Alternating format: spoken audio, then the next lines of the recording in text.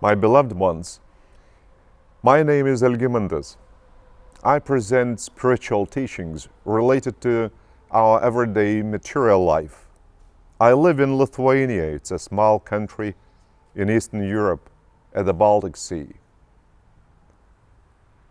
Today I would like to touch upon the Urantia book, which is a unique revelation. It's a collective body of authors who are not mortals. The authors are celestial beings, and they present the truth about our reality. The truth we cannot conceive and understand in full. Therefore, the Urantia book Revelation is passed on us, that we would ponder these assertions and even wonder how come that all these things might happen around us. And this revelation presents the first ever description of Creator himself. Creator is made up of three personalities. We usually make like a comparison what is the most affectionate personality within a family.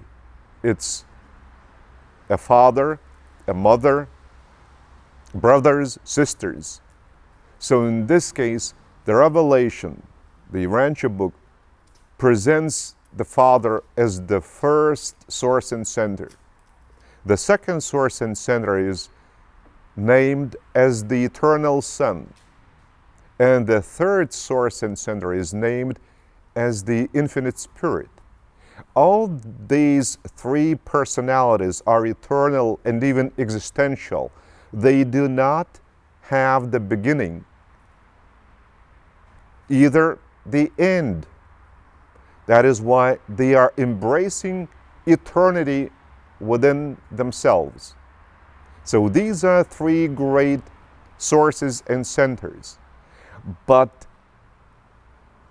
to make this description more appealing to our heart, it's been presented like one family. The Father, the Eternal Son, and the Infinite Spirit. But I represent the three of them. I'm their ambassador to this planet. Therefore, I try to explain to mortals even these same assertions in an expanded way.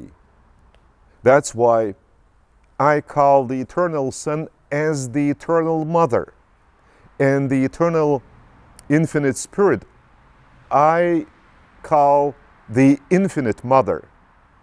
So the Paradise Trinity might be described as the Father and two mothers. How come there are two mothers? You should keep in mind that this is a symbolic naming or description of Creator's three personalities. They are called as three great sources and centers without referring them by any specific name of the Father or the Mother or the Eternal Son or the Infinite Spirit. So these great three sources and centers, they have all the energy potential, and they emit this energy potential, making it into actual, which is generating or producing all energy we might use for our own needs. For instance, now we have plenty of different mechanical means for transportation, starting with different spaceships, aircraft, vessels, or automobiles. But we might transform energy into different forms had we been taught how to transform it. And we would not even need these material means of transportation. We would be able to travel by using Creator's energy. And while reading the Urantia book Revelation, after having come the description of the three great sources and centers, I arrived at the description of their adequate abode, adequate to their grandeur, to the grandeur of the personality character. So once these personalities are existential, without beginning and end, so it is just natural they should have an adequate abode, also having no beginning for its existence, neither end. And while describing this abode of Creator, which is named as Paradise, there was one assertion that I would like to touch upon in detail. And the assertion sounds like this: even though there are so few sons and daughters of Creator who manage to reach Creator on Paradise and stand in His immediate presence, all this fact does not deny reality of Creator. It is not the fact of Creator's real existence. So what I was surprised of, that the assertion claims that there are very few of sons and daughters who arrive on the shores of the eternal Isle of Paradise and stand in an immediate presence of Creator. Very few. There are myriads of different categories of sons and daughters, and each category is filled up with myriads of sons and daughters of Creator. So why so few reach Creator on Paradise? It's upsetting, but there are so few creatures standing in Creator's presence just because it is necessary to have a very deep faith in one's spirit, faith in Creator, and self-confidence that you can walk on the living path, that you can stride firmly, resolutely, feeling Creator's love after you discover Creator within yourselves. So stride on this living path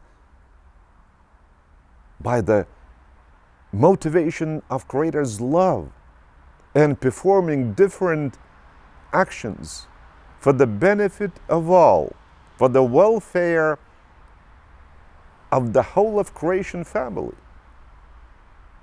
And challenges are great, because experience are being accumulated while experiencing. It is not impossible, it is impossible to experience anything before experiencing it. So that's why every challenge is the experience which is still ahead of us. We have no confidence we are to assimilate this challenge, that we might manage to carry out this challenge. So therefore, we need to deepen our faith in Creator. We need to put more efforts in dealing with Creator. And it is a hard effort, a very difficult effort to deal with Creator whom you do not see in your eyes. Because Creator, as such, does not have any form. It does not have any body. It's only the concentration of energy vibrations. And Creator is sending these vibrations to creation. He is creating all creation out of His energy vibrations. And even all life is created out of Creator's vibrations. Our body is also vibrations in the lowest frequency of creation, of Creator's vibrations. Once we begin to get inside the body, we will not see our true personality, which is our true self. We see only the outer form, which is called a human body.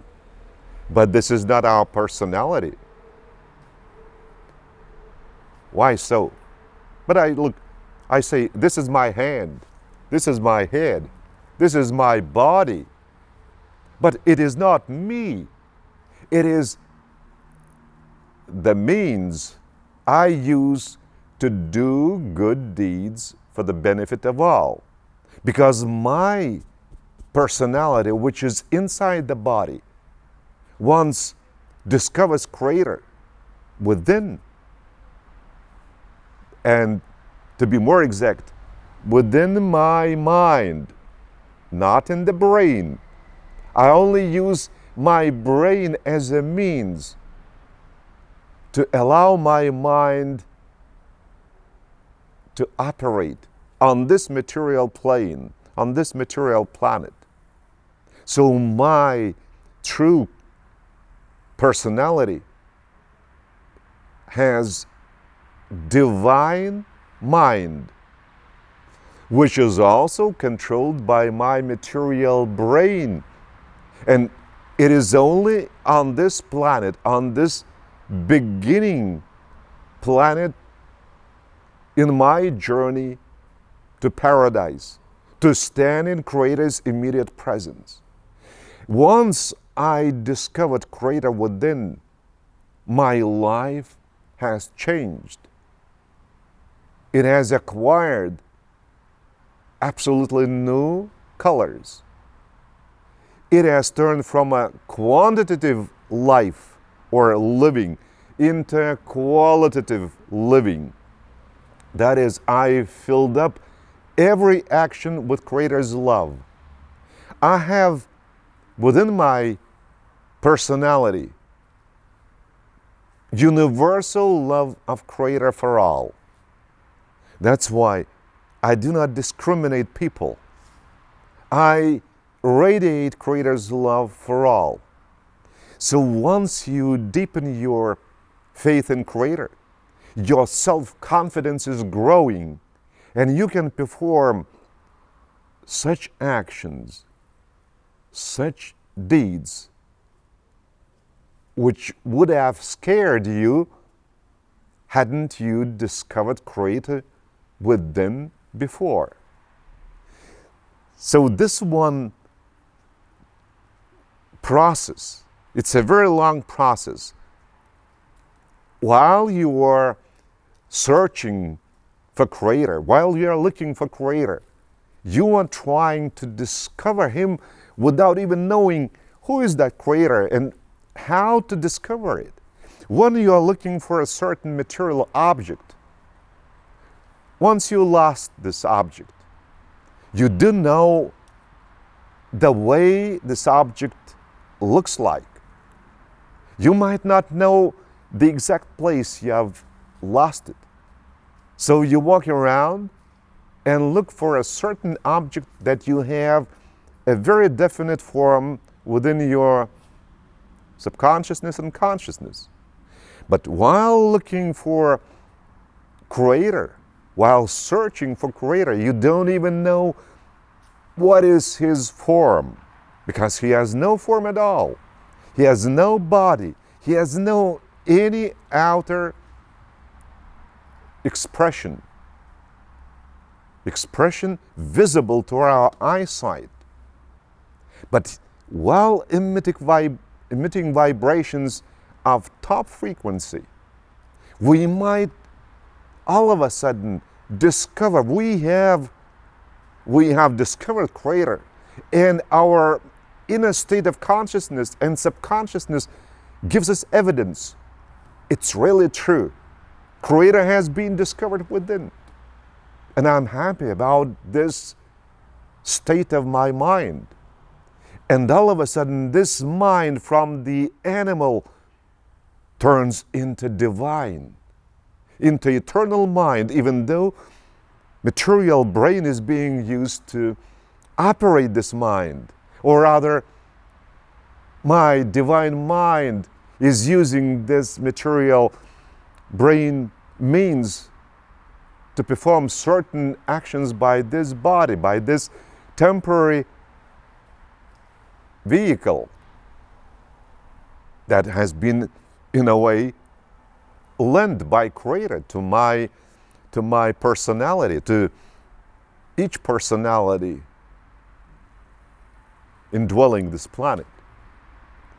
So once I deepen my faith, when I'm self-confident of Creator being real and whom I have discovered within, I have also another eternal gift.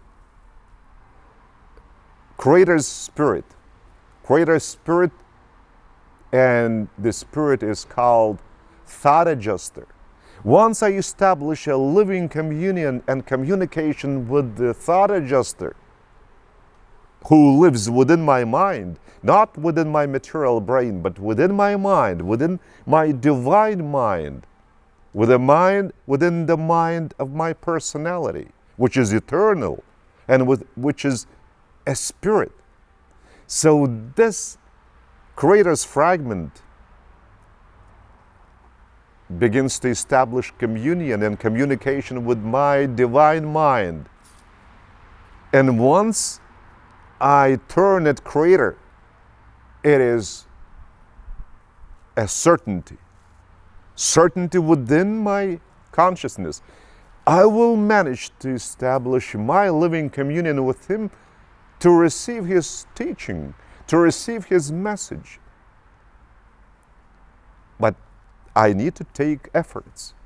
Nothing is being given as a reward in vain.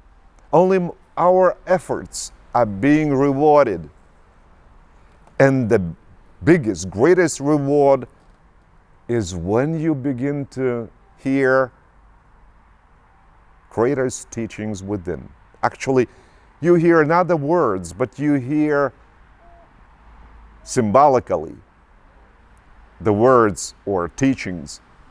Everything is being passed to our brain, to our central nervous system by vibrations. And these vibrations, certain frequency of each vibration corresponds to a certain expression, to a certain assertion, to a certain meaning of a word. So all these vibrations are being like translated into spoken spoken words. So just to sum up everything what I have told you, vibrations emitted by and from Creator or out of Creator reach our soul, our spirit.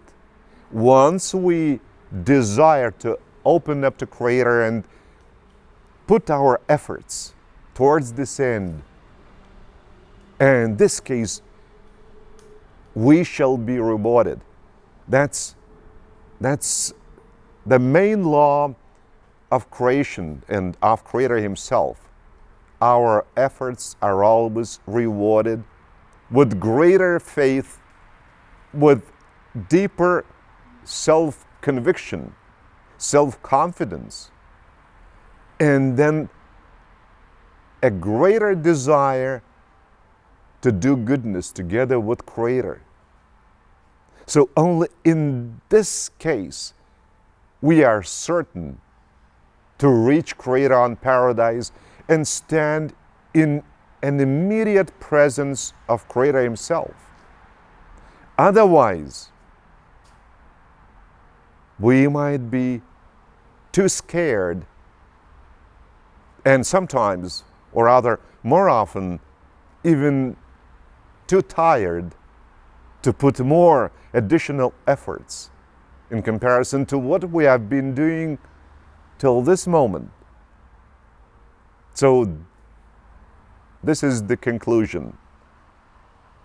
We shall need to take efforts to assimilate every new challenge all the time. Even having reached Creator on Paradise, we shall not stop taking even more efforts while communing with Creator and while assimilating new challenges, just to know Creator even deeper and to reveal our personality out of potentials into actuals, to create more goodness around us and in the whole of creation. So in this case, we are always guaranteed we are in Creator's embrace that we experience. And through experiences, we reveal our true personality from potentials into actuals. And this is our living path. This is evolution according to Creator's evolutionary plan. So I bless you. I bless you in Creator's name, and I embrace you in Creator's love vibrations.